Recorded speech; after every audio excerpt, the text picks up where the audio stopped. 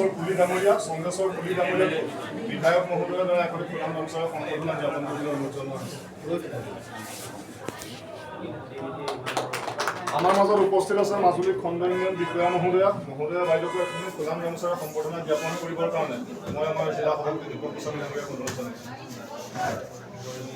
বাইদেউক শুভেচ্ছা জনাইছোঁ। আমাৰ দায়িত্বকৰ্তাসকলে আপুনি মৰম কৰিব।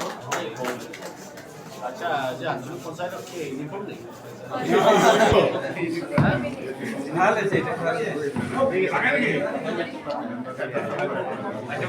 ইয়াৰ পিছতে আমাৰ পৰৱৰ্তী কাৰ্যসূচীটো আমাৰ সমীপতে থকা আমাৰ সাংস্কৃতিক ভৱনত অনুষ্ঠিত হ'ব। সকলো কাৰ্যকৰ্তা তাত উপস্থিত হ'বৰ কাৰণে অনুৰোধ জনাইছোঁ।